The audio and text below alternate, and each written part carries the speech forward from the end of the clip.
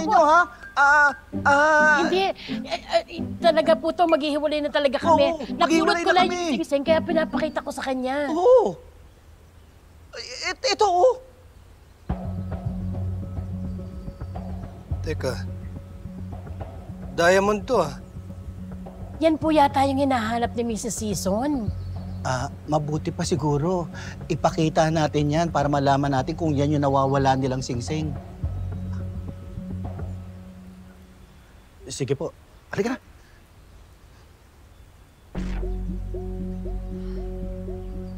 Sir, hindi kaya... Ano yun? Apple pie?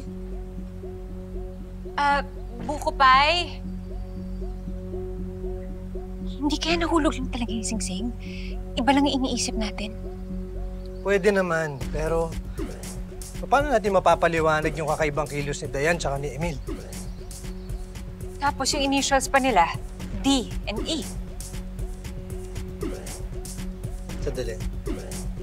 Di ba naisip mo kagabi na si Dayan yung nagpa-alarm?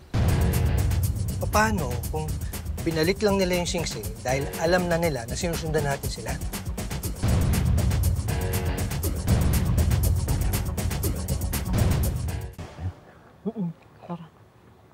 Sir Jack!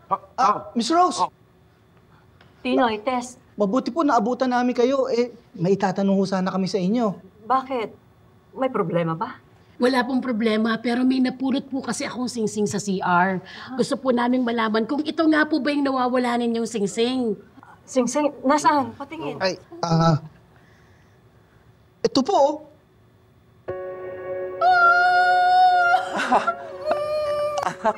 Singsing ko! Yan nga. Yan nga.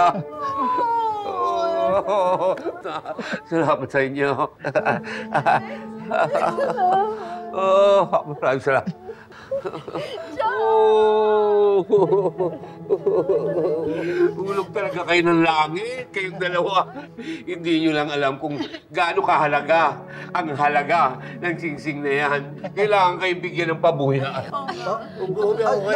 Kailangan kayo bigyan ng pabuya. Hindi na po kailangan. Masaya na po kami na nakatulong kami sa inyo, di ba? Opo. Basta, maraming salamat talaga sa'yo. Sige po. Salamat. Sige, let's celebrate. Oo. Maraming salamat. Ang sarap pala ng pakiramdam na nakakatulong ka sa kapwa, no? Oo naman. Ikaw naman, di naman tayo mga masasamang tao.